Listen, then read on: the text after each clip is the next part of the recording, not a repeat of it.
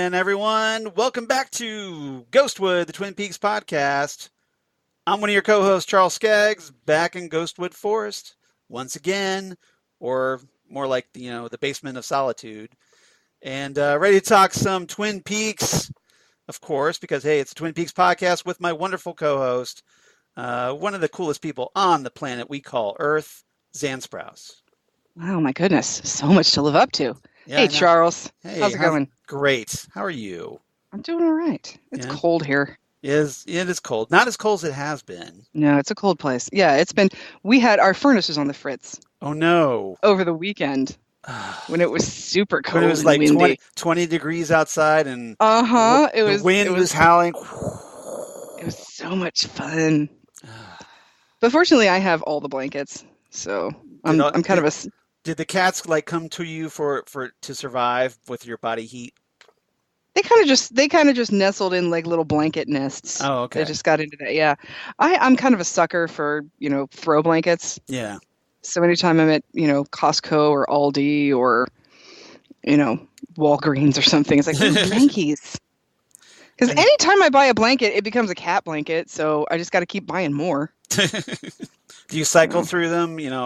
While you wash some while the cats are using others and so on. And well, they have different rooms. There's living room blankets, there's Pez room blankets, there's studio blankets, and that kind of thing. Got it. So, blankets are us. Yeah. Got it.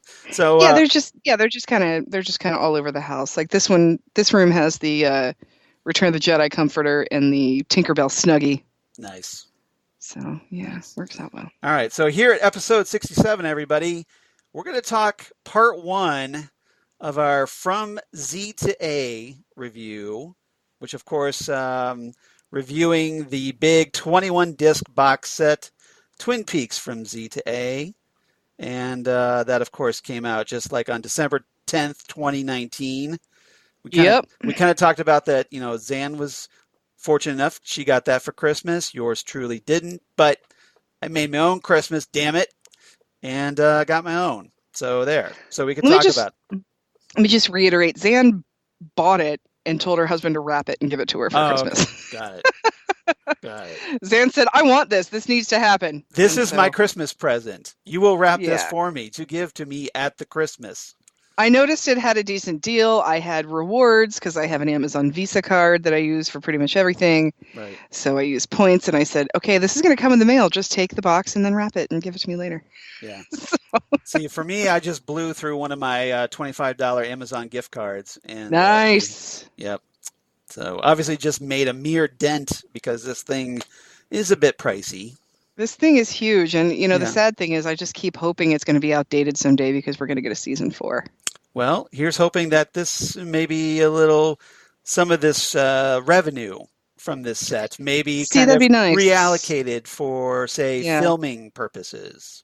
Yeah. Production costs. Exactly. Yeah. Exactly. So, we're going to talk about that. First thing, though, just really quickly, I want to mention there's a new David Lynch short out, you guys. Some of you probably are already all over this. But Netflix, on the date of David Lynch's 74th birthday. Happy birthday, David Lynch. Happy birthday, David Lynch. January 20th, 2020. So 1/20/20, if you will. Nice. So, very, very symmetrical there a little bit. Maybe 2/20/20 would be a little more symmetrical. But... 02/20/20, I guess. Maybe that would be a little bit. But they released What Did Jack Do? And this was a 17-minute black and white short film directed by David Lynch, which actually premiered way back in 2017, November 8th, 2017, at apparently this Paris screening. And in the film, there's a detective played by David Lynch who interrogates a capuchin monkey who possibly committed a murder. That's the premise. I have not seen this movie. I have not, because I haven't had the time to sit and watch it. I know it's only 17 minutes, but I don't want to, have it on at work or something. I want to really sit and watch it. So, Well, as for me, this is like, This right here is my 4th podcast of the week. Yeah, you got some So, stuff going on. yeah, but fortunately, my schedule's going to be lightening up. So next week I can probably tackle this one. It's only 17 Yeah. minutes. No, yeah, it's only So, 17 minutes. but yeah, it's new David Lynch, you guys. So if you didn't already know this, you probably already did. But if you didn't, just thought I'd mention it really quickly. All right, so let's talk some From Z to A. This ridiculous cardboard cube of Twin Peaks goodness. Yes, the ridiculous cardboard cube of Twin Peaks goodness. Which, first of all, I'd like to give some advice on opening it. Yes.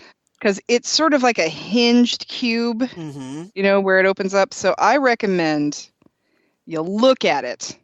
You look at where it says Twin Peaks. And Xan is holding this in her hand, so Yeah. you could probably hear her tapping on the cardboard. Yeah, I've got it here with me. And then I say you put your hands on the sides. Yes. And push backwards. Right. Almost like you're opening up a gas mask from the Joker. Yes. You just want to. Now, I kind of made the mistake of grabbing it by the front and trying to pull up. Yeah, no. And that apparently is a big mistake because the labeling on the front started to come off just a little bit. Yeah, because it's just sort of glued. On the corner. So I immediately stopped what I was doing and had a panic attack over it. But yeah, I found out that apparently you have to be very careful when opening this. So so needless to say, this is a little bit of a packaging fail, in my opinion. Well, is it a Charles is too excited to get to the product fail? Well, it's a kind of a packaging fail a little bit, I think, because if nothing else for space saving, it's a packaging fail. I will say that too, because, okay, like I said, look at it, put your hands on the sides, and push backwards. Mm-hmm. And you'll see that there's a lot of kind of wasted space in here. Yeah, there is. It's kind of cool because it opens up into your very own red room, waiting room playset. Yes. So that's kind of nifty, but it's really kind of sort of unnecessary. I kind of like it because you can put the doppelganger Cooper and doppelganger Laura Funko figures in there. Yeah, like I said, and have a nice little red room. Yeah. Leave it open. It makes like a little. It's the little diorama playset. Yeah, playset exactly. But I think granted, if this had been a different packaging, and the standee, which is super cool, it comes with a little. It's like like PVC or something. PVC resin standee of Laura kissing Dale Cooper. Or the whisper. It's the whisper. Yeah. No, she's kissing him. Oh, is she? Is it the kiss? I thought it was the whisper. She's kissing him. See, look. Oh, yep, you're right. I love you, Dale. I love that you did the sound effects for that. You like that? Yeah, it could sort of fit in here, and then it might be about the same size as that, but like I said, it does kind of open up into the playset. And if you're like me and you're one of those people that likes to keep all of the packaging, I do. Even the outer packaging that tells you what's in a very blank box set, you can just lay that right in there and then just close it up. Exactly. So once you open it up, like I said, on one side you've got your little standee, and then on the other side you've got more curtains with a little plastic Velcro that opens up, and that's where all your content is. It's including like the box of content. Yes. The box of content, including your Red Room gallery. Right. Which contains 25 little standee cards. Little cards, which are super cool because you've got some, and they're all from, the Red Room. And you've got some from the series, some from Fire Walk with Me, and then some from The Return. Which, personally, if I had the... I would to put these and make a little... Oh, was the Skype glitchy? Yeah, the Skype was glitchy. I forgot to do the sound effect. I'm sorry. Skype seems glitchy. Yeah. Anyway, so these are... Yeah, I know, right? So I would love to, if I had the wall space... Yes. Put these in little frames and then make like a little tile collage. Oh, that would be cool. In my house. That'd be very artistic. I think that would be super cool. And the thing about it is is that they are just a little too big for a CD frame. Right. See, like I have. So you couldn't just slide it into like a CD disc. Yeah. So here I have. I mean, a CD case. Yeah. For size comparison, Charles, this is the CD insert. Yes. Of Duran Duran's cover album. Thank you. And you can see that there's a little bit. I didn't even know there was a cover album. Yeah. It's pretty. It's. Who's on it? What do they do? All right, Duran Duran does covers of White Lines. They're doing covers. I thought it was I thought it was people doing covers of Duran Duran. No, it's them doing covers, including 911 as a joke. Oh, that's hilarious. Which is awesome. But they also do Thank You by Led Zeppelin, which is really good, which is they title the album. Yeah. They do Lay Lady Lay by Bob Dylan, and they do Watching the Detectives by Elvis Costello, which is why I own it. Anyway, so it's just a little bit too big for just putting it in a CD frame, those CD frames are like $5.99 at Michael's, and if you can go on one of those 40% off frame days, even better. So you can't do that, but I think they would probably work well with a mat in a 45 frame, like a 7-inch frame, because these are about like 5.5 inches, I think. Okay.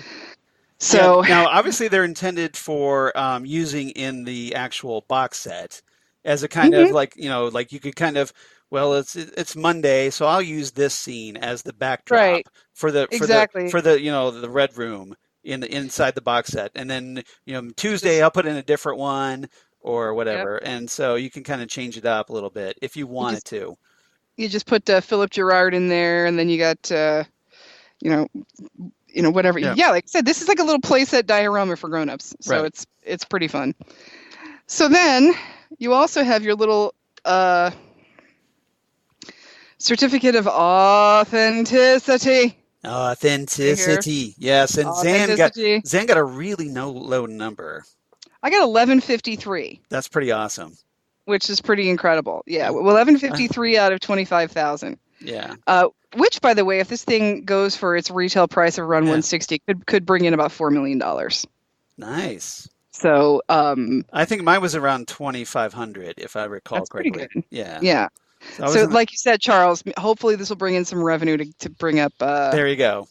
To get both David Lynch and Showtime back on the. Exactly. Too bad eating is a set of steak knives with that, but. Well, I didn't call in the first half hour. Yeah. So it's my own fault.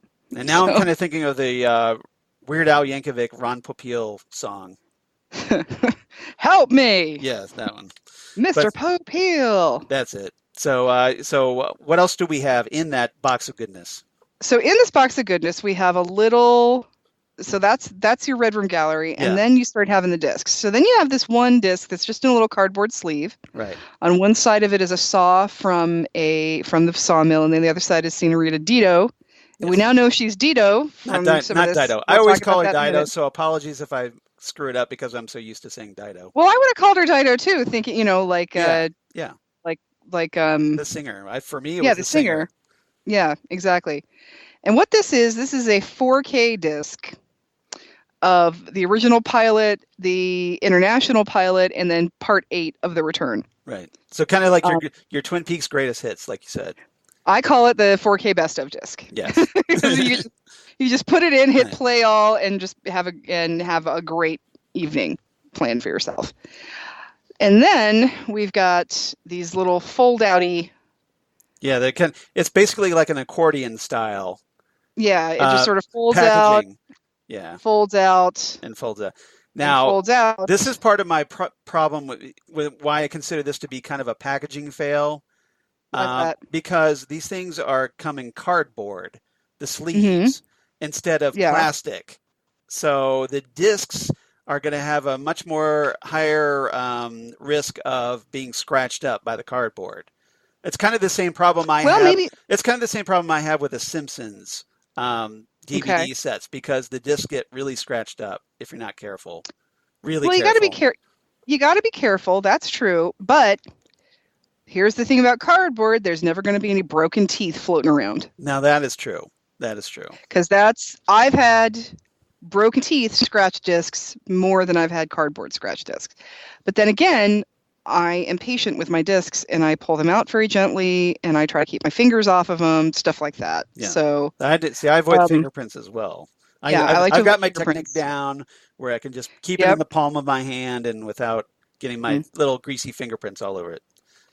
I can't tell you how many times when I was working for Barnes & Noble, people would come in with, this disc was broken when they would try to take it out. And what had happened is they tried to pull on the plastic without pushing the center. Oh. And that just, pushing the center helps release it out. So, you can't just be all, it's not a videotape, people. You can't just throw it around. Don't be so grabby. So each of these fold-out things contains 10 discs, okay? Right. And the first one is the original series plus Fire Walk with Me. And we're gonna do this box set, Charles, just like they do. We're gonna do it from Z to A. So we're going to talk about this first set next time, because we're probably going to break this episode up, because this is a ton of stuff. I was watching this. I was about 5 or 6 hours in, and I was on disc 8 of 20. Right. There's a lot to go through. Sheriff, we got a lot to talk about. Yeah. So now, some of that original material we've already covered here on the podcast. We've already covered some of it, and we've already covered some of the stuff that's here that's on the second box as well. And I'll just go through. We'll go through this another time, but we're going to do this from Z to A. Yes. So let me go ahead and put this back and seal up my Velcro. I feel like when the Velcro seals, it's a very satisfying feeling, because it only seals right if you've got everything in it, and then it just goes right in perfectly. It's great. So seal it back up. It's like a hinge, and remember, again, like I said, it's magnetic. Yes. So, keep your credit cards away from it. Don't throw your wallet on top of here or anything like that. And because it has that hollow sound inside, you can just kind of tap on the sides of it and make it like into a musical instrument. You could totally do that. I totally have. I get all percussion-y with it. It's pretty fun. I gotcha. All right, let's put away Duran Duran here for a second. And then, so now here we've got the other one again, just an accordion thing. And you got to open it all the way, because it starts out, you got to open it all the way, and then it's 1, 2, 3, 4, 5. Yes. And then 7, 8, 9, 10, fold it back up. You're good to go. Yeah. So you kind of have to pay attention, though, because some of those discs, because they're on the back, the way it flips out, you kind of would get a little confused with the order a little bit, unless you want to reorder it yourself. You could always reorder it yourself, however you want to do it, but I would definitely recommend opening it like on a table, open it on your coffee table. Just spread it out, yeah. Because that way you're not going to run the risk of, the cardboard's pretty tight, but you don't want to run the risk of the discs falling out of it or anything like that. Yeah. So before we get into breaking that down, I just thought I'd mention that since we are doing Z to A. And covering the newer stuff. Right. So basically this box set obviously contains, essentially what it breaks down to is, the entire Twin Peaks, the entire mystery set, plus the Twin Peaks a limited event series set. Right. And then we get 2 more discs on top of that with 6 hours of previously unreleased bonus content. Right. So a lot of this stuff you probably already have. Yes. That being said, yes. It's all here in one thing. It's not all here. Now, there is we were talking about this earlier, and there is some stuff that is still not in this box set. Right. Looking at you, Saturday Night Live sketch. The Saturday Night Live sketch, yes, which is the reason I'm keeping the gold box. Is for the Saturday Night Live sketch, because God forbid I go to the Saturday Night Live app and watch it. Right. Have to have it myself. Even though it's all convenient and everything. And it's all convenient, yeah. I did not see the Log Lady intros, but they might just be part of the episodes. So I will double check that and report back next week. I think they are, especially if it's just recycling the Twin Peaks, the entire mystery set. I would, because those were on there then as kind of options as you go episode by episode. Yeah, they're like you watch it without the Log Lady intros or with. Right. So I think they're there. I just didn't notice them. Yeah. I did not see some of the intros, the Dale Cooper intros, which were on the original air dates, especially after there had been a hiatus. There was there were some recaps by Dale Cooper. Didn't see those, but then again, I could have missed them with the audio or something like that. Yeah. And like I said, the Saturday Night Live thing. That's what kind of sticks out. Right. So if you didn't buy the Blu-ray or something like that, I still think, this might be, for packaging and everything, I think this might still be worth your while. And most definitely, I think some of this newer content is for sure worth it, because there's a lot of new content in this that is just really, really wonderful. And like I said, the older content is still, I haven't gone through a lot of it in the older stuff in a long time. I know we haven't talked about all of it because there's so much of it there. Right. And so it's, it's fun to have, but definitely, is this something that you want to rebuy again? And the answer is yeah, of course you do. Because you're going to buy it. You bought all those versions of you Star want Wars. You want it. You're going to buy all this from Twin Peaks. Which, by the way, Disney is putting out a Skywalker Saga box set of all 9 movies. I saw that. Did you see that it's 9 movies but 27 discs? But the problem is it's not the original theatricals. So, I have those, though. I'm fine. See, I do too, because I have that kind of with the Star Wars reconstructed or whatever set. Well, they came out on DVD for bootleg set. Well, they came out on DVD for like 10 minutes. Yeah. About 10 years ago. I have those, but now I have those. Yeah. I upgraded to Blu-ray. Oh, so you have bootleg Blu-rays? I have the bootleg Blu-rays. Nice. The ones that the guy that apparently painstakingly reconstructed these things. Okay, yeah. See those I don't have. I just have basically the original laser discs. Yeah. But yeah, the 9 movies is going to be 27 discs. I know, it's crazy. And it's going to be like $250, and it's going to be, I'm going to probably say the 8th time I've bought these movies, and I'm going to do it again. And I just know it's going to happen. I mean, we all know it's going to happen. So, right. So yeah, even though there is a lot of previously existing content on here, I definitely think this is worth your time. I mean, if nothing else, you're getting 2 new discs of new content. And so in those 2 new discs, but we're going to talk about that in detail. A lot of content. Yeah. So a lot of content. So some of the stuff that you get is obviously the behind the curtain, which is like the behind the scenes footage, essentially of the filming of the series, and it's broken out by each episode. Exactly, and that's the thing about these. When you're looking at these discs for the return, right, it doesn't look like there's a ton of stuff, because on the first disc, it's all those David Lynch promos from Showtime that David Lynch did when the series was coming back. Mm-hmm. There's a documentary, The Twin Peaks Phenomenon. It's a retrospective with like film execs from ABC, critics, fans, writers, actors, stuff like that. The second disc has the San Diego Comic-Con panel from 2017. Right. And then discs 3 through 6 have no special features at all. Yeah.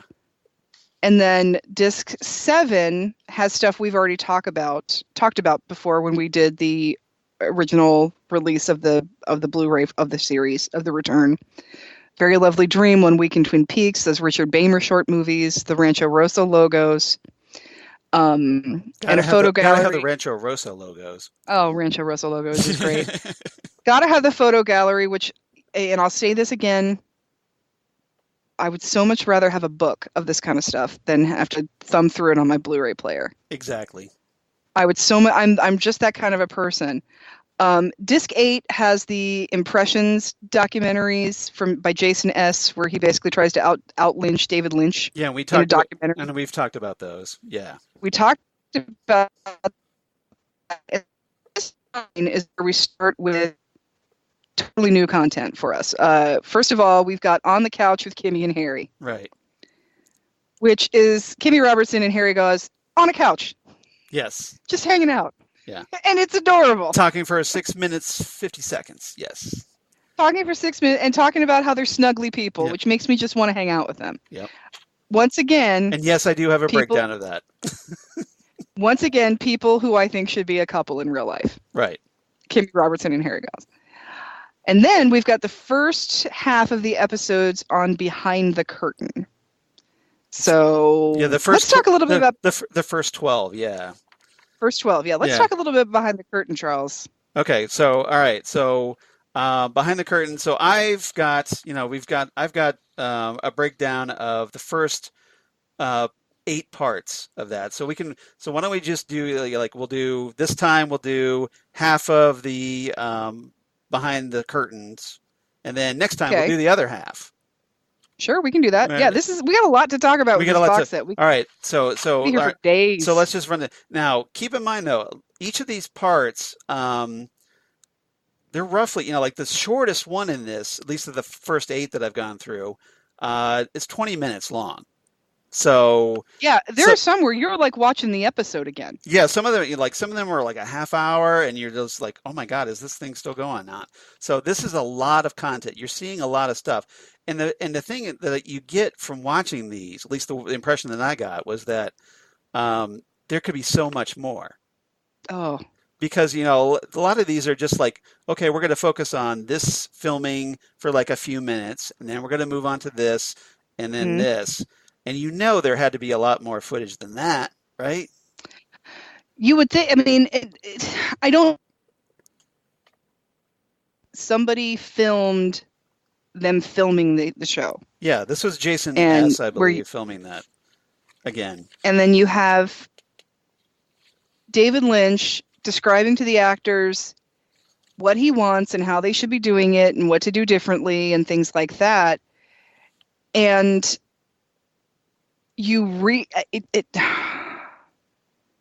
yeah. As much as I would love to buy David Lynch's masterclass online, I feel like I did it. I feel like I did. I feel like I did something. Yeah, you really feel like you are a fly. You are a fly on the wall watching a David Lynch project. Now, Lynch was pretty infamous at first for not showing his process of filming. Right. And here, it's pretty much laid out. I mean, we get to see him without really breaking it down into detail. Like one of the things I noticed is that we get to see him. His attention to detail, like he really intentionally gets hands-on, especially with a lot of the makeup, how it looks. He's very obsessed with getting a specific look, and if he's not seeing it, he'll do it himself to get what he wants. Right. He's very, very hands-on. He's right there with the actors, and he's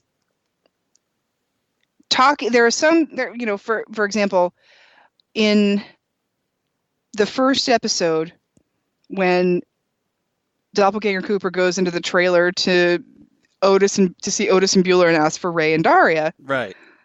He's just, okay, you go, you look at Otis, you look at Beulah, you walk over here, you do it a little, I mean, like.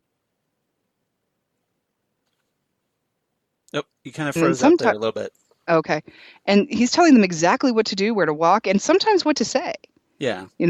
Or do it slower, do it faster, and take your time. Or he's telling the staff how to arrange the furniture. Like he didn't like how that, like in Beulah's house, he didn't like how it was laid out. So he's like, okay, I want this couch over here. I want this chair over here. Mm-hmm. And we're going to do it that way. So he's got it. He has this vision in his head and he knows what he wants. But at the same time, he's extremely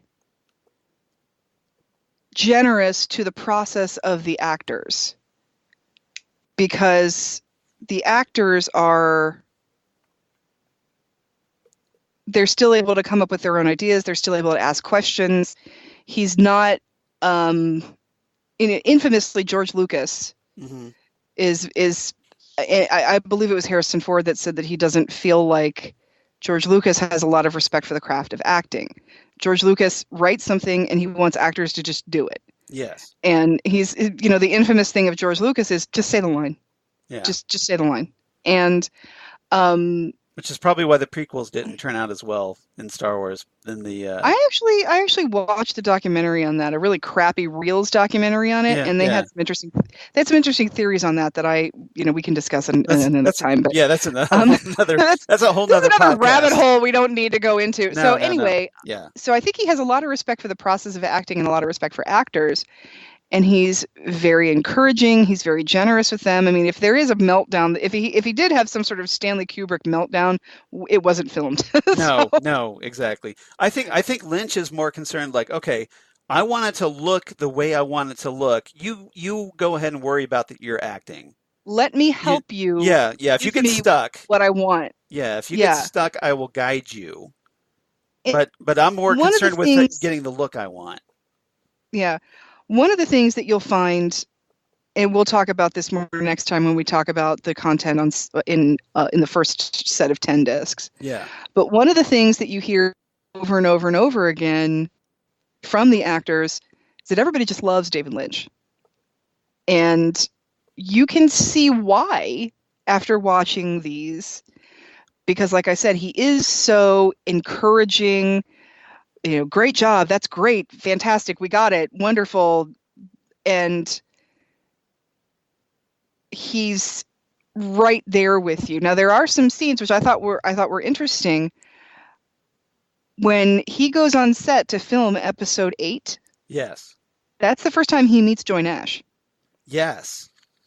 And he comes up, he's like, "Hi, I'm David. Hi, I'm Joy." And they kind of and you can meet tell each other that, for the first time. Yeah. Yeah. And you can tell that she's kind of like, "Holy crap, thank you for," she's saying, "Oh, thank you," thanking him for, doing this and having her as a part of it. But that's the first time he meets her. And so you can really tell the amount of trust that he puts into the people he's around, because the amount of trust he puts in Joanna Ray. Yeah. To bring in the people that need to be there. And he kind of did that with Nafessa Williams, who played Jade as well. Yes. She kind of met him for the first time. We got to see that. Right. And you'll hear from interviews with people who played sort of recurring characters that their audition was just hanging out and talking with David Lynch.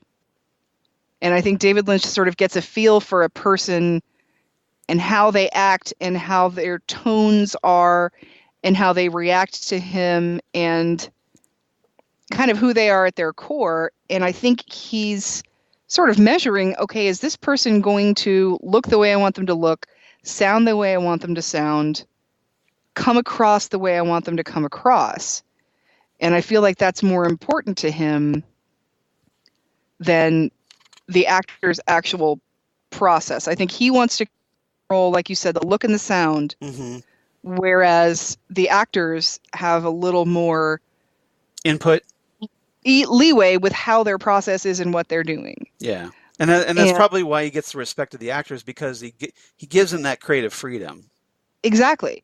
And I think he's so, by him being so hands-on and being right there, the actors come into his world with him. I think he tries to bring them into his world so then they understand what he's going for. So their process becomes in tandem with his process. And, you get the wonderful results that you get from people who have been with David Lynch for almost 40 years now. Yeah. And you definitely get to see, at least one of the things I noticed while going through these behind the curtains is that, he really brings out that feeling of family amongst the crew and the cast. I was noticing that, every time it's a character or, one of the actors, it's their final scene. Or, gather round. You got it. He does what he calls a gather round. And, the whole crew gets into it. And then it's kind of like, this big crew meeting, impromptu crew meeting to essentially wrap. And I noticed that he, wrap the character. And Lynch, doesn't typically refer to the actor by name. He refers to the actor by the character's name. Like he said, like he doesn't say like, we're going to rap on, Joy Nash. He's like, we're going to rap on Senorita Dido. Senorita Dito is a rap. Exactly. And so it's just like, creates this. He sees them as the character, I think. And he sort of creates this pomp and circumstance for them, and really lets everybody know that even though they are only, and yeah, I was thinking, my God, can you imagine how sad that would be? Yeah. Like, this is my last moment on Twin Peaks. Like, I would be losing my mind. So I would never want it to end. I don't think I don't think I'd ever want to end being in that world, but which is obviously because I've been talking about this TV show for 30 years. So I never want it to end. But so even if somebody, like, even if it's somebody minor, like the like Beulah and Otis, or the attendant that at the storage locker where Mr. C drops off his car.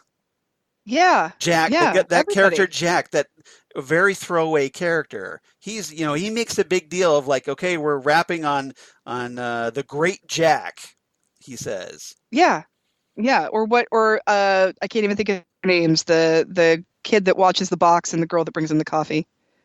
Oh, you mean the kid that watches Crack Mom's kid? No. The kid in the first episode, the one who has the job in New York, watching the glass box. Oh, I know what you're talking about. And he's got the girlfriend that comes in with a coffee, and they're having sex, and then the glass box. Sam and Tracy. Sam and Tracy, yeah. The ones who get eaten by the arm. Yeah. And by the experiment, yeah. Yeah, and so and I remember them being in the promos. I remember the two of them being in the promos because they didn't show you anything in the promos past. You thought they were going to be major characters, yeah. Or the first episode, and you're like, oh wow, who are these people going to be? Nope. They're in it for one episode, and their point is to tell you that something has come back. Right. That's the point of them, not their story. It's the point, their exposition, basically. Yeah. But he's still, they're a rap. Like, it's like, yay, they did it. And he's very ceremonial. You did a good job. Yeah, you did a good job. Yeah, there's a lot of pomp and circumstance to it, and I think that's wonderful thing. I think that's wonderfully sweet. And it kind of builds this camaraderie amongst the cast and crew, I think. And I think it helps. That's probably why a lot of people are loyal to him. I think so, and I think that you have this sense of where, as a director, David Lynch is not. I want people to do what I want them to do. Right. I want to bring people into my world and have them understand what I'm going for. Yeah. And do it with me. Yeah. Is how it feels to me. And so I really fell in love with David Lynch watching this. Yeah. I just really loved watching his process. And this is one of those things, I'm not done with these because I felt like I wanted to, savor them. I want to watch them, Well, that's the great thing about it is that, you don't have to be in a rush. You can enjoy it at your leisure. Yeah, you can enjoy it at your leisure because you have the box set. Or you can watch it again if you want. It's not leaving Netflix or something. Yeah, exactly. You don't have to worry about it. You don't have to worry about it being curated. Yeah, exactly. Which a word I've grown to hate. Curated. It means it's like, I'm going to take it away after a while. That's what it means to me exactly. now. And I always joke about that.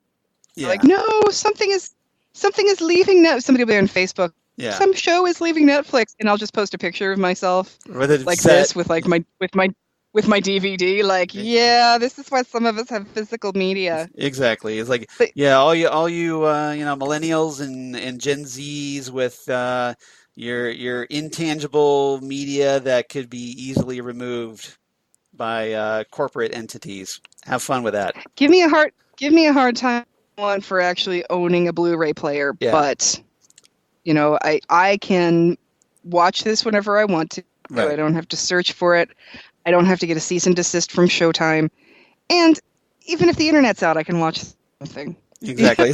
Well, I don't want to have to be... like, I have nothing against digital media because I use it all the time on my iPad and whatnot. No, I got nothing against it. But if something I want to preserve and I want to be able to look at it whenever I want, no matter what, That's just why I have my physical Exactly. media. Exactly. Now, one of my favorite. Well, we were talking about the gather rounds. One of my favorite gather rounds. I have to talk about this. Was in part 3. It was so absurd when David Lynch wrapped the vomit, Dougie's vomit, in the. He said, "That's a wrap on the vomit," and the crowd or the crew was applauding, like, "Yes, yes, the vomit." Well, this is the thing about David Lynch. That was hilarious.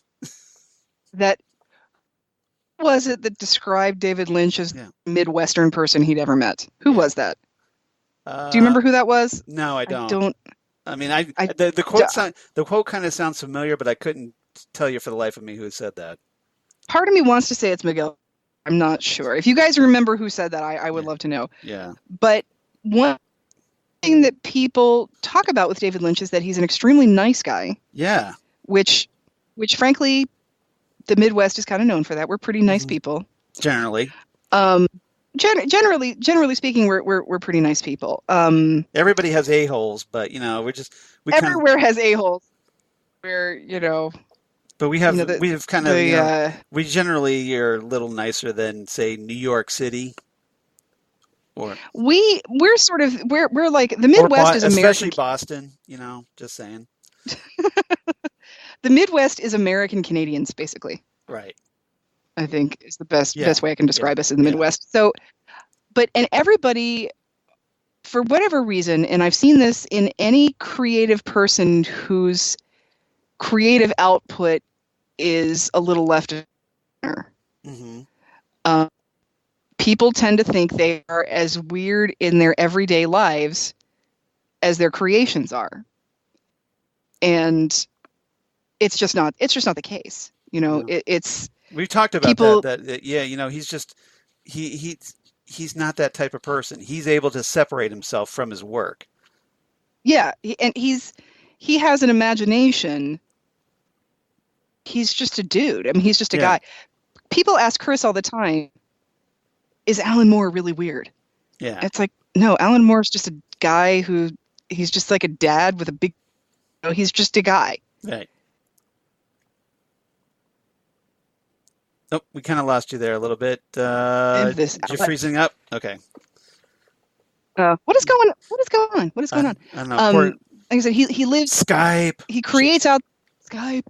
He creates out there, but he doesn't live an out there life. And I think David Lynch is exactly the same. He might take out their photos, he might make out their paintings, and make out their television series and movies, but he's still a person that lives in this world and interacts with other humans. I mean, he's a very nice, normal guy. Right. And I think anybody who thinks that David Lynch is just a nut job needs to watch these, because David Lynch is just a very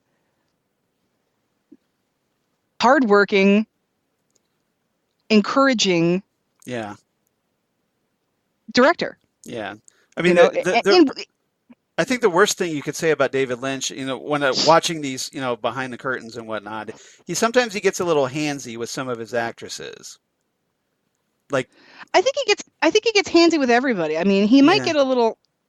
I think but he doesn't get handsy in a. Because especially with Cheryl Lee, he's putting his hands on her shoulders. He kisses her twice on both cheeks, and he's a little bit.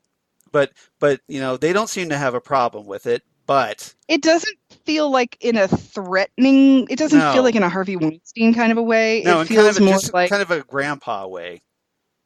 Almost, like kind of a grandpa way. And I think that it would be hard not to react to Cheryl Lee that way. Right. Because she looks so much like Laura Palmer. I know. He probably has a hard time separating it. Yeah. You just my parents were introduced to each other by. You just want to touch her and say, "Are you real?" Friend of mine. Yeah, by a friend of my dad's who my dad met in kindergarten. Yeah. And whenever he sees me, he comes up to me and he puts on my cheek. He's like, "Oh, that's my baby." Yeah. And that's funny. That's what it feels like. I would want to talk to Laura Palmer, like, "Oh, let me protect you from everything." Like you just want to hug Laura Palmer. And when you meet somebody who almost exactly like Laura Palmer, you probably just want to do that. So, but yeah, he's definitely hands on the shoulders, and like if he wants you to be somewhere, he will. Yeah, guide you there. Yes. He will guide you. He won't push you. He won't like shove you around, but he will guide you. No, he's not a dick about it. So, he's just by any means. No. And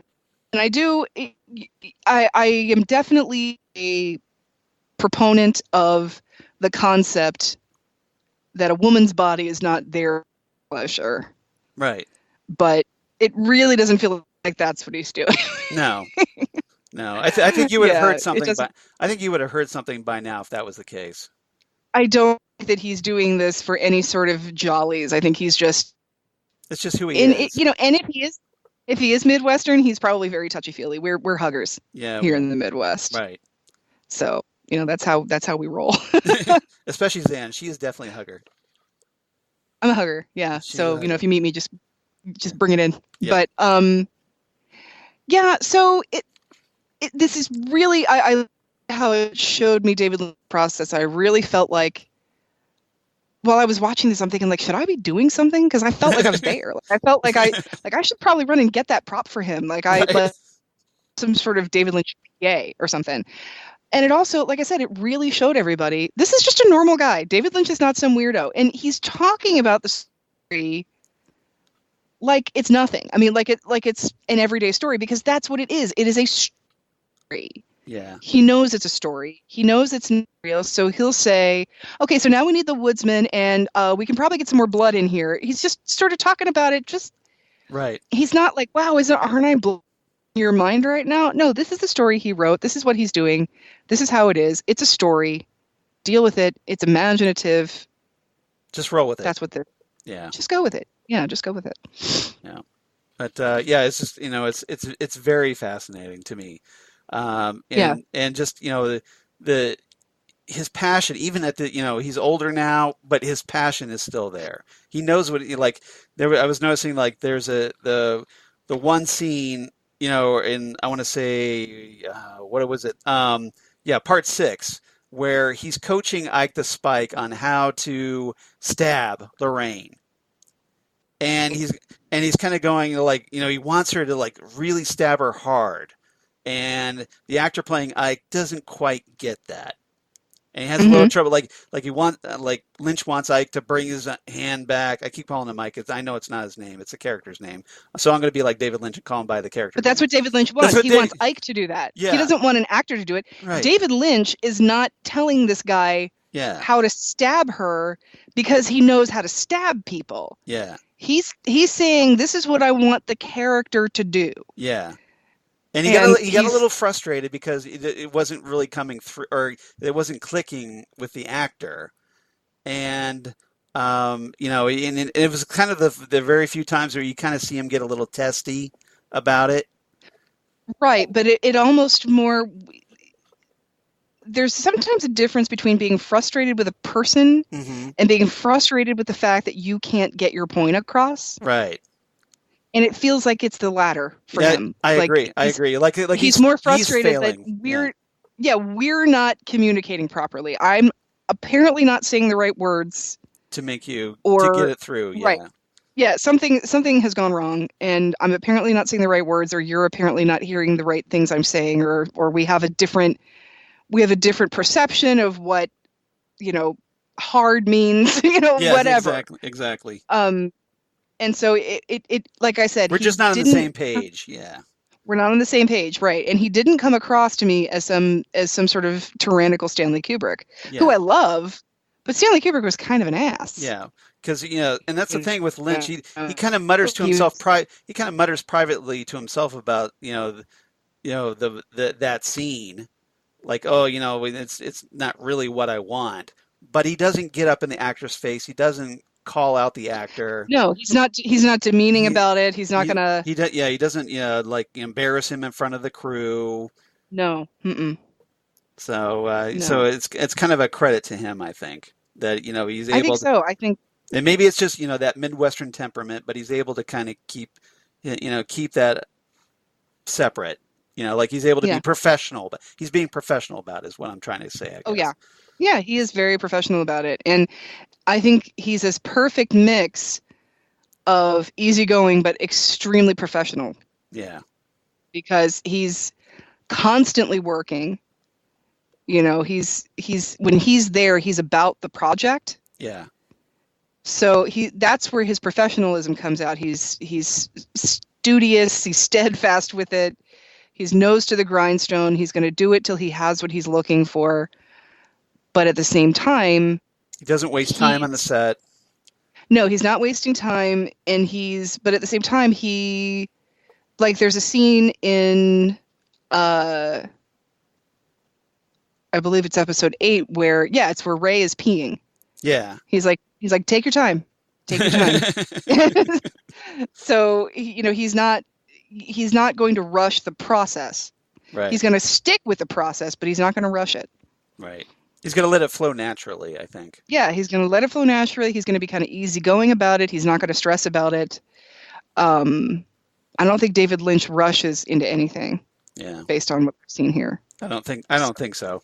On a personal note, one of the things about these part episode breakdowns, they give you the dates of each, of the filming.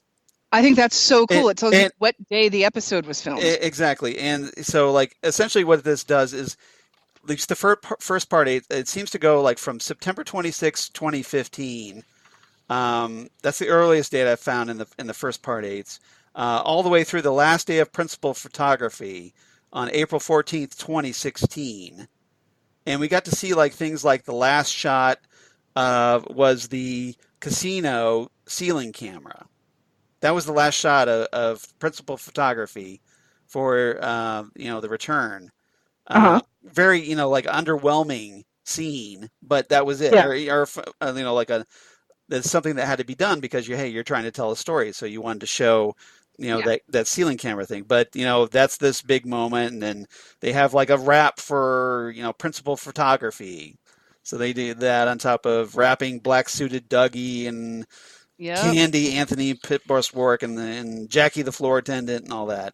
One of the dates I thought was humorous, though, to me personally, because in part 8, on my wedding anniversary. Mm-hmm. So this would be like my 19th wedding anniversary because this is 2016. Okay. This was on that day. They filmed the woodsman entering the radio station and killing the employees and doing the "This is the water, this is the well" speech. So I thought, so that was pretty cool. It's like, okay, that happened on my anniversary. That's pretty awesome. Well, so now you know what that means, Charles. Yes. I think that means that to celebrate my anniversary like that. I also think that "The Platter Is My Prayer" needs to become you and Lori's song. Yeah. My prayer. Yeah. Yeah. When the twilight has gone. But yeah, But yeah, I mean, I know couples collect songs over the years, but this definitely has to be one of yours now. Yeah, that's hilarious. I just thought that was funny. That's awesome. I did a double take. I was like, April. Wait a minute. That's my anniversary. That day? And we had the massacre at the radio station on my anniversary. I have not told Lori this yet. It's something I need to tell her this, I think. And will you please tell me if Lori cares? That's a good point. Never mind. I'm gonna guess. I'm gonna guess no, but I'm gonna guess she's gonna be like, yeah, okay, honey. Yeah, that's nice. That's nice. So about cats. Yeah. So when are we getting another cat? Yeah, that would be the reaction. Yes. That's it. Yeah. That's all right. But I found it amusing. Okay, I thought it was pretty funny. So anyway, I think it's awesome. I think it's fantastic. All right. So you can relate. I'm gonna find a 45 copy. I'm going to find a 45 copy of that song, and I'm going to send it to you guys on your anniversary. And Lori's going to be like, what? They don't send us a package. And you're going to laugh your balls off. And Lori's going to be like, I don't even know what the hell is going on right now. That's funny. Anyway. All right. I just thought I'd share that with the class. All right. This is why we need you guys, because we have spouses that just don't care. Well, see, this is why we have each other. This is why we have the podcast. Right. So like, with Chris, I'm sure Chris would be like, well, that's nice, whatever. And So this is why we have each other, and then we're just sharing our love with the world. Exactly. Our Twin Peaks love with the world. Right. Yeah. All right. So anything else about the behind the curtain stuff, parts 1 through 8? This is like 90% of why you should buy this box set. Yeah. I mean, it's fascinating footage. It's totally worth it. It's really, really, really cool. One thing I do have one thing I want to add. There was a great moment in part 7 where they're doing the whole Dougie squeezing Ike's hand off, to get with the gun when he tries to kill Dougie / Cooper. Right. And when he moves like a cobra. He moves like a cobra, but Lynch makes this joke about Kyle being so suave. He says he'll get asked for the next James Bond movie.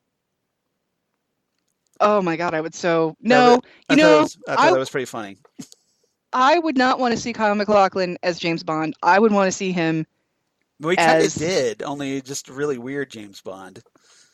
Kind of, yeah, but I would like to see him as a James Bond villain. I think he'd be fantastic. I think he would too. I think he would be a great villain, especially with his white hair. Now that he's got that white hair. Yeah, but he'd have to have his glasses that he has now. Yeah, like his crazy wooden glasses or whatever those are. Yeah. Just some sort of crazy glasses, that white hair. Like, he would be a fantastic villain. Or maybe, maybe it looks like, was it Dieter or something on Sprockets? Oh, God. Like a white-haired Dieter on Sprockets. What was his name when he was on Sprockets? I'm trying to remember. That's right. Dieter was Mike Myers. I was trying to remember what the other one. Yeah. I can't remember. Kyle MacLachlan was on Sprockets. The same SNL episode. It was the same SNL episode. The only thing I remember is that he was the wacky neighbor on Germany's hit sitcom, Who Are You to Accuse Me? That you remember. Yeah, but I can't remember his name. I know. Well, it's kind of obscure trivia. Even that, I know. Even you're a master at obscure trivia, but I'm sure I'm reaching pretty hard on that one. So I'd have to. I'll allow it.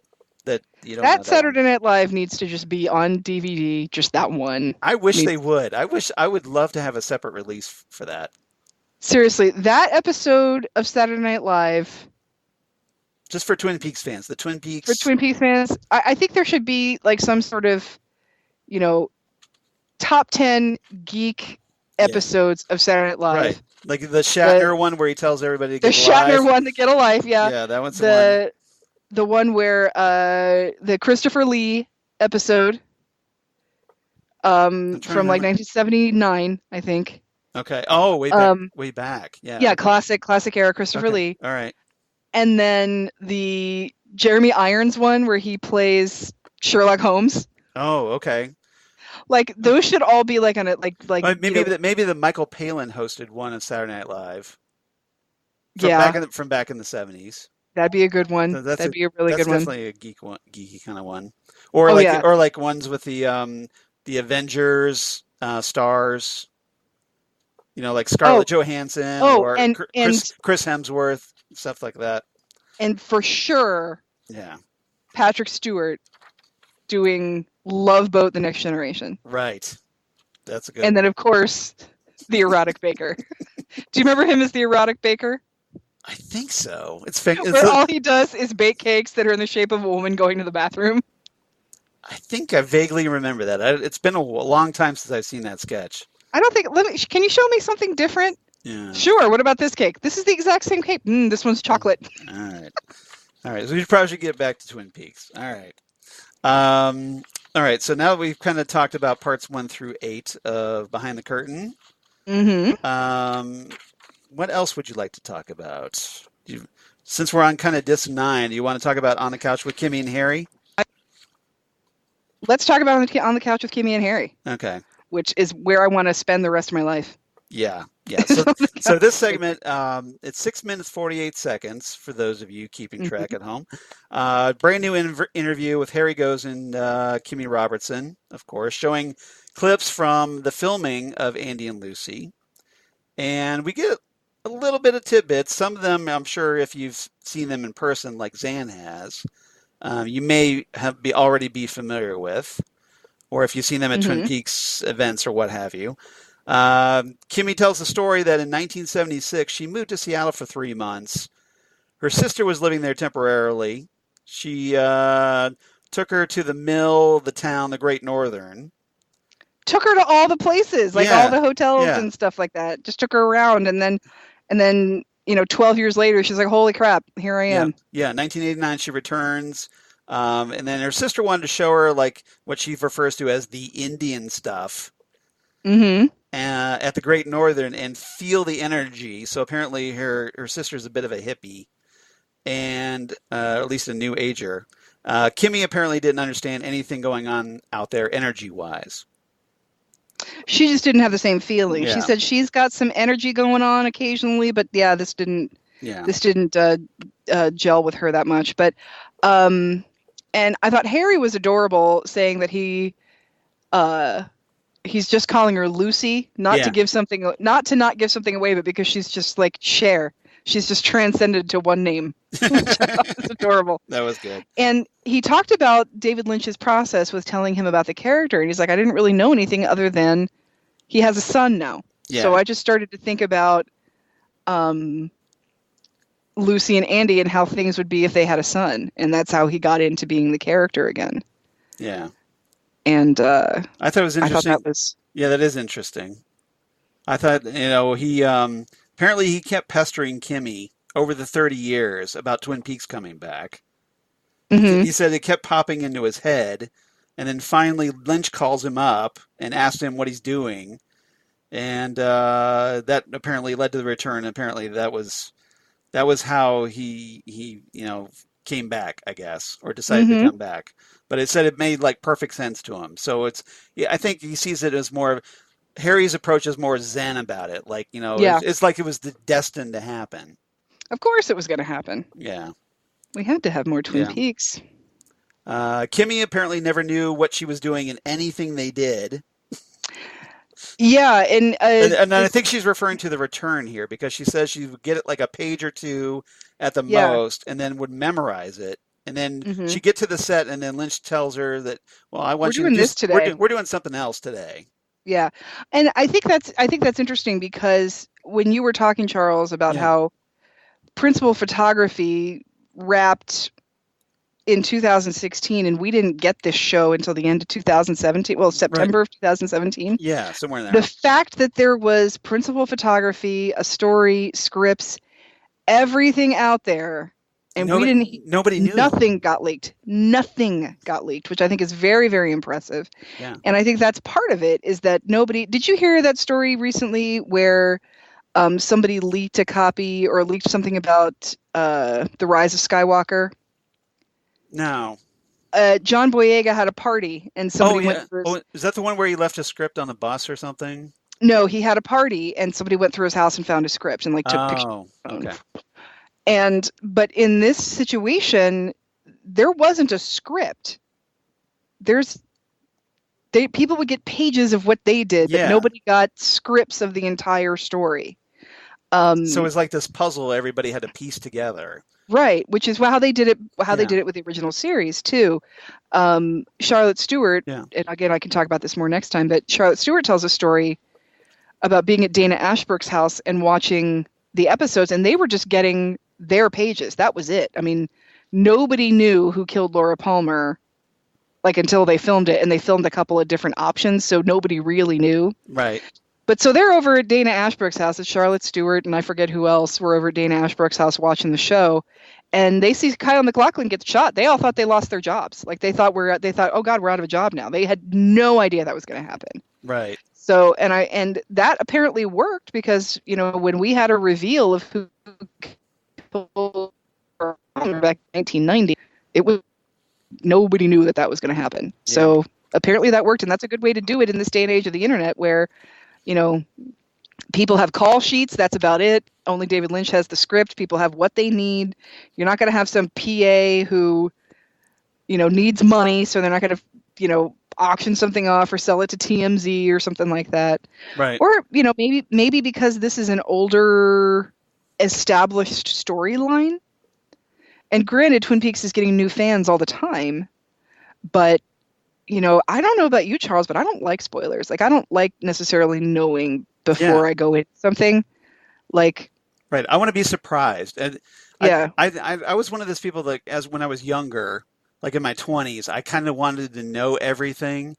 But as I've gotten Mhm. older, I got more patient. I kind of want to, like, I enjoy the surprise more. And maybe it's just because of having everything spoiled Yeah. so easily on the internet. Right. And I noticed when I was watching the Kyle MacLachlan and Cheryl Lee interviews, which we'll talk more about next time. Kyle talks about that a little bit. He says, "Yeah, apparently this was an intentional on Lynch's part to keep the secret, to keep everything, from leaking out. Right. It was deliberate on his part." And I think that was probably also part of the pacing of the show. Yeah. That, when I look back on the show, the only major, like, oh my God, reveals Mm-hmm.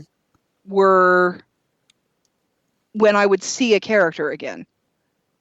Like, oh my God, it's Shelley, or oh my Yeah. God, oh look, is that Gersten, or oh, it's Heidi, Yeah. or something. That kind of a thing was the biggest reveal.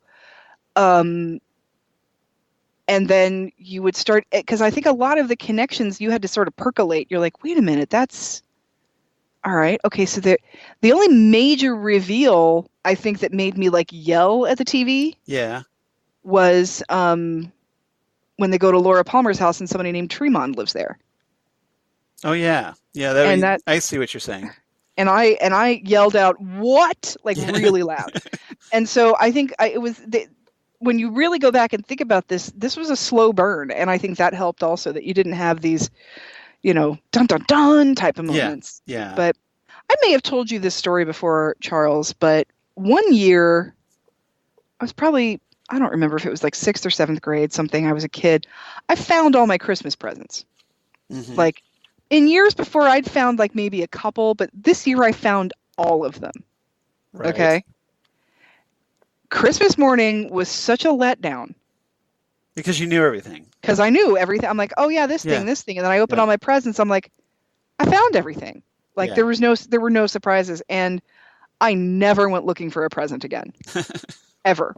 And even to this day, like, if my husband buys me something for Christmas or my birthday, I know where he keeps it. Yeah. Like, I know where it's hidden.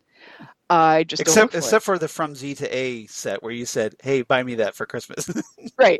There are some things you just need to make happen, Charles. Okay. Some things you need to just make sure they happen. That's the exception to the rule.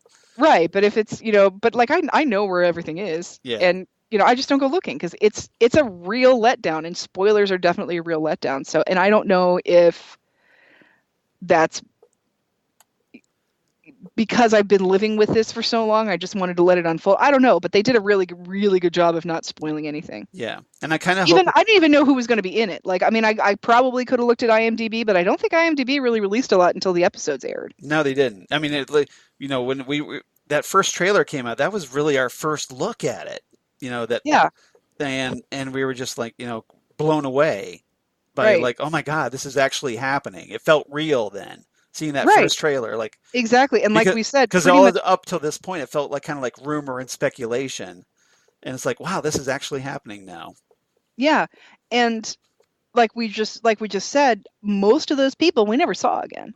Yeah, it was like we thought they would be important, and they were just throwaway characters. I mean, we did see people like Carl Rod. I think we saw in one of the trailers. Mm-hmm. Yeah, we did. But we were like, oh wow, who's Norma, that? Who's that? I think oh my we God, saw Norma. Yeah. I think we saw Norma. Yeah. And we saw some people, but we didn't know who we were going to see. We didn't know what was going to happen. And then we saw these new people, and the trailers were just telling us, this is not just going to pick up where we left off. There's more going on. Right. And but they didn't go that, and that everything I had seen was just from episode 1. I'm like, okay, they are not letting anything out of the bag here. No, and that was a good thing. Great. And that's kind of one of the things I'm hoping is happening again. It is happening. It is happening again. Yeah, I got to do that now. Okay, where's it here? It is happening again. So we got I'm kind of hoping that that's the case for like a Twin Peaks season 4. that it's, because we've seen, pictures here and there. We kind of like hoping hmm that he's able to keep it under wraps again. I mean, I know Kyle MacLachlan grew up in Yakima, Washington, but Yeah. why was he in Snoqualmie recently? Right. We talked about that And last time, and I'm like, why? Why does he have black hair right now? I know. Yeah. That was the thing, like I said, with that picture of him and Laura Dern from the Golden Globes, and he has black hair. Now, it could be for a completely different role. We don't know, but I don't know, but still, it's a lot of dots that's you'd want to connect really badly, I think. Mm-hmm. And there was a couple of interesting things, and I'm gonna leave this as a tease for next time, that Kyle kind of hints a little bit in the Kyle MacLachlan Cheryl Lee interview. Yeah, he's filled with secrets. Yeah, so I'm just gonna tease that for right now. Yeah. Now, if you've already watched it, you know what I'm talking about. So that's not really it's not much of a spoiler, but But yeah, that's like what is that, an hour and a half interview? It's an hour and a half interview. So yeah, there's a lot to unpack there. We got a lot to talk about, Sheriff. Sheriff, we got a lot to talk about. Yeah. Yeah. So we'll probably have to save that one for next time. So anything else you want to cover before we kind of break for a part 2? Because I know we're kind of running on a bit. I know we talked about, we got some questions, so I don't know if we want to bring those up. Let's talk about the questions. Let's do that. What we'll do next time is we'll really do a deep dive into that interview, and then we'll talk about, because that's it's a very good interview. There's a lot of good stuff in that one. And then we'll talk about what's on the other discs. Yeah. Give you a break. We'll give you a breakdown. You know what? We could talk about really quickly the Roadhouse performances. Yes, let's talk about the Roadhouse. The Roadhouse music. And that's on disc 10. Mm-hmm. So I know we're kind of jumping around the disc a little bit, but this weekend I think we can talk about pretty quickly, because essentially what these are uncut performances. It's pretty much what you want if you're a music geek. Mm-hmm. They're full which performance, I am. Which you are. So this is kind of like right in your wheelhouse. You should probably. I'm a music and soundtrack geek, so I was really excited that these were here. So I love the fact that I can watch the performances without the closing credits all over them, and no audience footage except for one, and that was with James Hurley. Right. So right. James, which made sense because he's a character in the story, so it kind of worked. So yep. So why don't you talk a little bit about the Roadhouse performances? I'll leave it, or do you want me to go ahead and keep going? No, you go ahead. Keep going. Right. Okay. Yeah. Well, there's not that much. One of the things that it's interesting is that there's some deleted MC intros. That's the thing I thought was super cool. Because we only got to see like a couple times the MC shows up during the return. The Nine Inch Nails. The Nine Inch Nails, and then I think it was the Eddie Vedder, if I'm not mistaken, he shows up. The Edward Louis Severson III. Yeah. But there's also, and it's stuff that wasn't aired, MC intros for the Cactus Blossoms, Au revoir Simone, Trouble, Hudson Mohawk, and Lissy. And the Lissy one's kind of fun because he really gets into it there. Yeah, and I thought that was really cool to have those, because I remember wondering, like, why is he here sometimes and not other times? Yeah. And it was almost like he was there to introduce bands that either but he's saying something weird about them, or bands you did not expect. Like, for him to say, my favorite band, ZZ Top. Like, you're like, really? It's so random. Yeah. Like, okay. And then, or like, Edward Louis Severson, or the Nine Inch Nails. Yeah. Who, by the way, has been inducted in the Rock and Roll Hall of Fame Exactly. this year. I was very happy about that. We probably should have mentioned that you just did, so that's all right. Yeah. So wanted to. So there you go. Roadhouse Band is inducted in the Rock and Roll Hall of Fame. How cool is that? Well, there's two in the Rock and Roll Hall of Fame. ZZ Top's there. Oh, that's right. Yeah, ZZ Top is in the Hall of Fame. We only heard the and audio. So is Pearl Jam. We didn't actually get to see them. They just played the song. That's true. Yeah. Pearl Jam's in there too. Pearl Jam's also in. Okay. All right. In the Rock and Roll Hall of Fame. That's and good. maybe someday the Chromatics will be, which would be awesome. Yeah, that would be awesome. That would be awesome. And also, this is kind of a minor addition to something that wasn't available that we didn't get to see. But no big loss in my opinion. But we got a third Au revoir Simone song. That's right. We did get a third Au revoir Simone So song. so we get to see them perform Sad Song. And this is in addition to the songs they did perform on the show, Lark and A Violent Yet Flammable World. So if you're kind of wondering what that third song is, that's it. That's what it is. And yeah, if you're an Au revoir Simone fan, you got that. They're not bad. They just weren't my favorite. Right, exactly. They were kind of average as far as I'm concerned. Yeah, they're not bad. They just weren't my favorite. But again, it's probably my favorite name of everybody that's been on the show. Certainly not as bad as Hudson Mohawk, in my opinion. Yeah, I know you don't like the Hudson Mohawk. Yeah. Maybe that's just me. If you're a fan, that's cool. No problem. Yeah.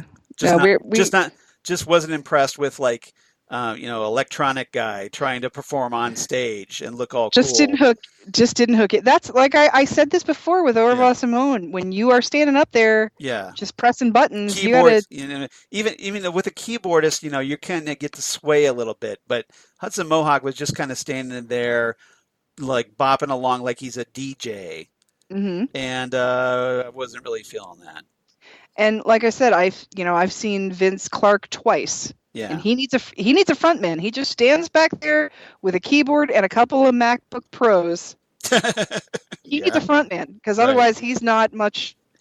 Gotta think of your stage presence a little bit. Yeah, you gotta do some stage presence. Make it a little theatrical. It helps.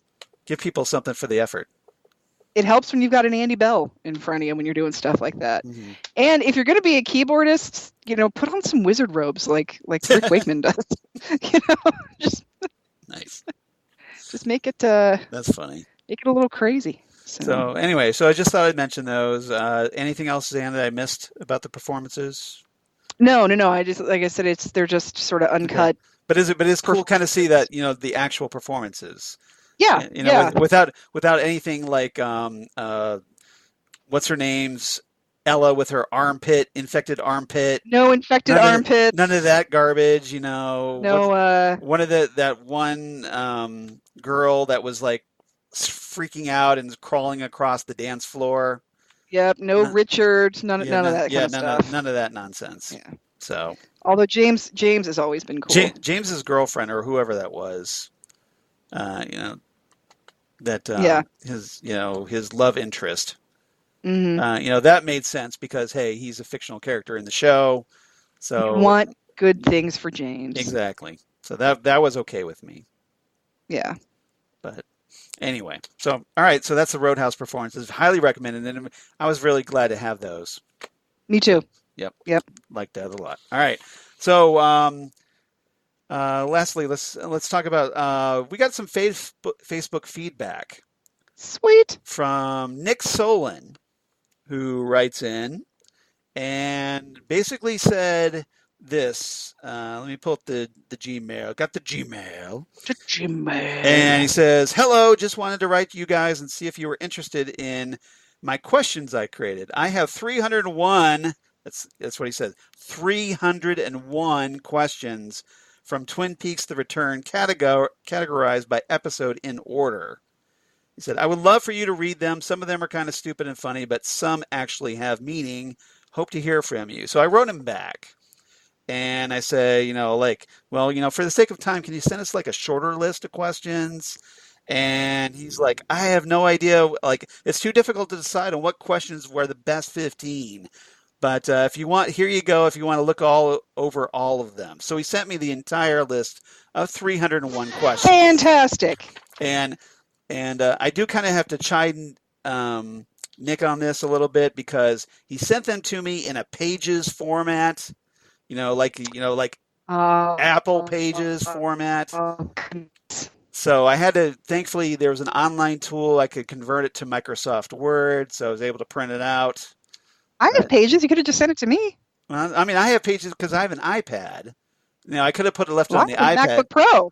Yeah, so anyway, so that's all right. I could turn that shit into a PDF, man. Well, that's all right. I could turn it to Microsoft Word, and from there I could turn it to a PDF. You're fine. It's all good. You're fine. I got the mad skills, yo. I figured it out. Pages is free, y'all.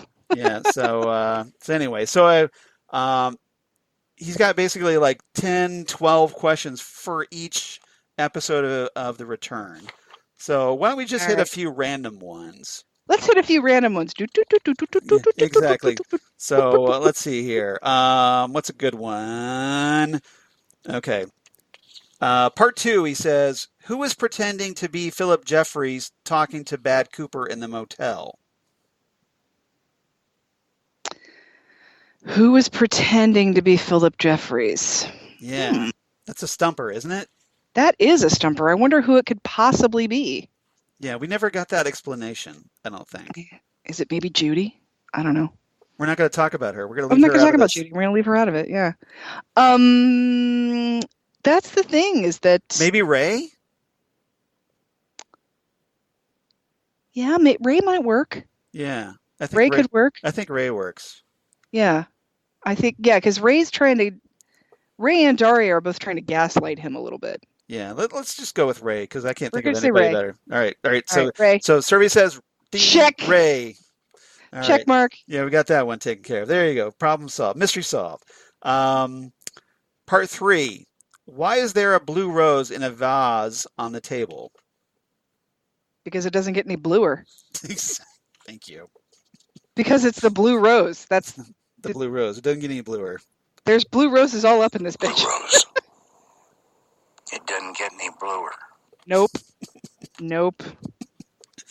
All right, let's see here. We call that foreshadowing. That was an easy one. Part 5. Why does Becky not just get a divorce? Because she likes the drugs. Yeah. That's the thing. Yeah, she's kind of an addict, and that's a bit of a problem. She loves the guy, or thinks she loves the guy, Steven. She loves him, and this we do not have time to go in the dynamics of abusive relationships right now, but this is a classic abusive relationship where the abuser, no matter how much of a toxic loser he is, right, has convinced her that either A, she needs him for whatever reason, and it could be the drugs, and B, probably no one else will have her, is what he's probably telling her. That's probably what's going on. So, because there is a major type of Stockholm syndrome that goes on in abusive relationships. I mean, not to get too serious about it, but that's what's going on. Yeah. And she wants the drugs. Right. The drugs will do it. And, there's people like that can be extremely charming when they need to be. This is true. So, yeah, classic. It was kind of like a codependency a little bit. Yeah, classic abusive, toxic relationship. Right. Which I think is why Shelley's enabling a little bit, because she gets that. I think she understands that really well. Yep. All right. Part 6. Is Red a magician? In the sense that he's going to... I mean, he was doing some serious magic there with the dime. Yeah, but I think in the sense of like supernatural magician. I think I think Red is a parlor trick at the bar type of a guy. Yeah, but we still don't know how he did that whole levitating coin thing, because that was like hovering in midair for a good while. I wonder if Ray even knows or Red even knows how he did that. I know. It's like, wow, that's pretty messed up. How'd they do that? It's like, what the heck? Yeah, I think things just happen in Twin Peaks that people just it's true. It's just live with. It's like, question: is Red a magician? Answer: it's Twin Peaks. Yeah, I don't. Well, Red did do that one trick where he, went to bed as Bill Pullman and then woke up as himself. So, and then was able to get out of prison. Yeah, exactly. All right. That's fine. I'm just now mixing up my Dudlitch projects and my Balthazar Getty. That's funny. Part 8. I like these. Yeah, this is you like the randomness of the questions? Oh, I like episode 8. I like talking about episode 8. All right. So part 8. All right, this is a great question for Xan. Where does Senorita Dido come from? The lodge. She comes from the lodge. Okay, but how does she get to the lodge? Or like, what's her She's deal? just What's her backstory? she's just of the lodge. She's just The same. I mean, right. Kind of like the same. fireman is just there, Kind of like the firemen. Okay. Kind of like everybody who is of the lodge. Yeah. That's kind of like the man from another place. Right. She's just of the lodge. That's just she's part of that, and that's all we'll know, frankly. Yep. Let's see here. Let's do another part 8 question, and then we'll probably try to wrap this up. All right. All right. Last question. Since we did part 8, 1 through 8 of behind the scenes. We'll do 1 through 8 of the questions here. Nice. All right. Okay. So let's see. What's a good one? Let's see. Why did the frog moth crawl into the girl's mouth? We talked about this a little bit. We did talk about this. First of all, the girl is Sarah Palmer. Right. And the frog moth crawled into her to get her connected to this thing that's going on. To have her Jaudet. To have her connected to Jaudet for when she meets Leland, because it's probably around the same time that Leland's getting possessed by Bob. Yeah. So we're just seeing what happened to Sarah. So I think it seems like the whole thing with the Palmers is that there was this kind of, the battle between the Black and the White Lodges, where the Black Lodge is essentially trying to set up with the frog moth, using Sarah Palmer, and Laura was, essentially a creation of the White Lodge, as we find out in part 8, to kind of fight against that evil. What do you think? That's what I think. Yeah. And so it's interesting that just these two extreme forces. There we go. Two extreme forces battling one another through this family. The immovable force and the unstoppable force and the immovable object. The immovable frog moth. Yeah. Yeah, exactly. Yeah, and essentially the frog moth is kind of like infesting Sarah Palmer. It's like infesting her, but it's also like kind of keeping her safe, almost. Like a symbiont. Something, yeah. It's some sort of bizarre, supernatural, parasitic symbiote. Yeah. Yeah, something. So. All right. But yeah, that's why to connect Sarah Palmer to what's going on with her future family. That sounds good. All right. So I think that's what we'll do. We'll kind of leave it there for now. That's a few questions. We'll just take a few questions every episode. Yeah, great. Yeah, it sounds good. So Nick, thank you so much for sending. Thank you, Nick. Sending us these 301 questions. You obviously put a little thought into this. So I love that. I love that somebody's watching this and really, really thinking about it. So I hope you liked our answers. I hope they were satisfying enough. Hopefully, because we're going to keep answering. Yeah, exactly. Whether you like it or not. Whether you like it or not. Exactly. Yes. All right. So Nick, thank you so much for writing in and checking in. Everybody, if you want to be like Nick, please write to us at ghostwoodpodcast@gmail.com. That's ghostwoodpodcast@gmail.com. Or you can reach us on the Twitter at ghostwoodcast on Twitter, or on Facebook, Ghostwood, the Twin Peaks Podcast. Go figure, right? Xan, how about you? Where can they reach you on the interwebs? I'm on the Facebook as Xan Sprouse, and then I'm on the Instagrams and the Twitters as Udanax19. What about you, Charles? Of course, at Charles Skaggs on Twitter, at Charles Skaggs on Instagram. Facebook, of course, Charles Skaggs in Hilliard, Ohio. And my blog of geeky things. Damn good coffee. And hot. Damn good coffee and hot.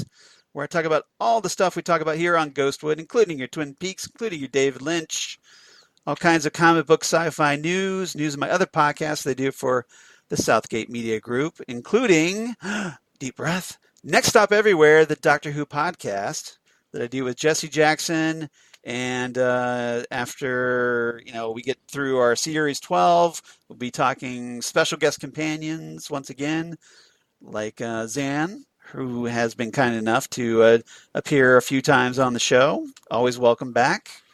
Because I'm a well-rounded geek, Charles. I'm not just about the Twin Peaks. Exactly. You need to, diversify your interests a little bit. Exactly. Be more well-rounded, like Xan said. Yeah. It actually makes a little more sense to be super geeky about a show that's been on since 1963 than a show was on for a year and a half in 1990. Yeah, a little bit. Yeah, a little bit. Yeah. Well, and again in 2017. So we got that extra year. True. Yeah. And one movie in 1992. But exactly. And a lot of home video releases. All right. A lot of yeah. So also Titan Talk the Titans podcast they do with Jesse Jackson, where we talk Titans and Doom Patrol from the DC universe. Right now we're kind of on a hiatus, waiting for Doom Patrol season 2. So, but in the meantime, if you're just now checking out those shows, please check out Titan Talk. And then the Fandom Zone podcast that I also do with Jesse, where we recently wrapped up Watchmen on HBO, which was fantastic. And we had a friend of the show, DJ Nick, all the way from Milan, Italy, joining us once again to wrap up our Crisis on Infinite Earths discussion, the big CW crossover. We kind of broke that up into 2 parts because it was kind of the story was split up. There was like the first 3 parts in December, and then the last 2 parts were in January. So we did it like a part 1 and part 2, kind of like we do here. And Nick was great, and so please check that out. We had a ball doing that, and now we're kind of on hiatus for that as well until we figure out what to watch next. Well, I got a question for you. Yeah. And I have ulterior motives for this. All right. So Fandom Zone is pretty much just comic book TV shows, right? Right. Just in general. There's no theme behind it. No. Just comic book TV shows. That's the theme. That's it. Did you guys ever do the Amazon Tick series? We have not talked about that. Interested? A little bit. I have not. I have not watched that series. I was a fan. I was a fan of the Fox short-lived TV series with Patrick Warburton. Fantastic. Which was I loved. Every Tick TV show there's been 3 of them, and they've all been fabulous. Maybe we should have. Maybe we need to talk about that if you want to talk the Tick. I'm just thinking, like, if you're looking for content and guest hosts. Yeah. I got your back on that. So. Oh, that's cool. That's it. Yeah. You've intrigued me. Yeah. And right now is a good time because we have no idea what we're doing next. So. Hey, so here we go. We have an opening. All right. So let's see. So, if you enjoy it, so obviously everybody, if you enjoy us here, maybe check out the Fandom Zone podcast. And maybe you never know what's going to happen. Join us there. Yeah, you never know what Zan's going to invite herself to next. That's all right. You're always welcome because I love talking to you. I love talking to you too. You know that we have fun. The more stuff we can geek out about. That's why I want you back on Next Stop Everywhere so we can talk some more Doctor Who. All right. Seriously. All right. So check us out there, and that would be fantastic if you guys did that. Otherwise, obviously next time we're going to talk From Z to A Part 2, or I don't know if we should work backwards to Part 0. I don't know how that works. Interviews and old content that we haven't talked about before, because there's a ton of stuff in here that we haven't discussed. Yeah, we obviously still have to talk that Kyle MacLachlan, Cheryl Lee hour-and-a-half interview. That's definitely, we need to talk about that. There's a lot of good stuff in that. And then, the previous content that we haven't covered, like Xan said. Yep. So yours truly needs to do a lot more homework between now and a couple weeks from now. So. Yeah, it's there's a lot in there. And like I said, some of this stuff I haven't watched since, I bought the gold box or I bought the Blu-ray or something like that. And exactly. So yeah, it's just it's and like I said, I like it when somebody tells me what's in something, especially when there's really not a good place to find where everything is. For example, I have the complete series of Night Gallery, the TV show that Rod Serling did after the Twilight Zone. Yeah. I'm familiar with that. Are the episodes in order, and are they printed on the boxes? No. Yeah. So I hate that. I had to go through each disc and make a spreadsheet of that kind of stuff. So is it so hard to label? because I get frustrated with like the Doctor Who DVDs that they don't when they don't have an insert or something to tell you what disc has what content. Yeah. It's just like I have to kind of make my own to like, okay, these special features are on this disc and so on. Right, exactly. And even with this, you're like, okay, well, I want to watch the Kyle MacLachlan interview. Which of the 20 discs is it on? Yeah. This is the service I want to provide to everybody. So we spend this much money on a big giant cube. You can give me a PVC figure. You can give me, you know, like little cards to kind of put up against the box. Can't give me a booklet? But you can give me a booklet? No. Where's that? Where is the booklet that tells me? Where's the guide? You know, like a little map to where everything is. Yeah, seriously. Where's the Owl Cave map to where to find everything on this? That's why I want to smack the people that did it. It's like we could cut some of this other stuff out. Give me something useful, like a booklet. This is the physical media bias that we have, Charles. Right. We're kind of snobbish about it. We're just, you know, people are so used to just going on to whatever streaming service they have and taking what's there, that the idea of an insert or a book, they're like, what's the point? Why am I even, you know, what's the deal? So, like I said, this is a service I think we can provide to everybody. Like, here's what's on each disc. So we are your resource. We're your guides to how you can find everything you want to find on the Twin Peaks from Z to A. And we're just casually talking about it. We're not going to write like a 15-page review on Amazon that tells you about how David Lynch changed television, because we've already talked about that. Or like a 4.5-hour YouTube video that I ranted about that last time, and I posted that, if you noticed, on our Facebook page. You did. And sure did. If you've checked it out, you know why I ranted about that a little bit. Yeah. All right. So everybody, thank you so much for listening, and come on back, and maybe we'll throw in some more questions from Nick Solon as well. I think we're totally going to throw in some more questions from Nick. I like Nick's questions. Yeah, they were good. So a lot of fun. All right. So everybody, thank you so much, and we'll see you next time right here, Ghostwood, the Twin Peaks podcast. Goodbye, everybody.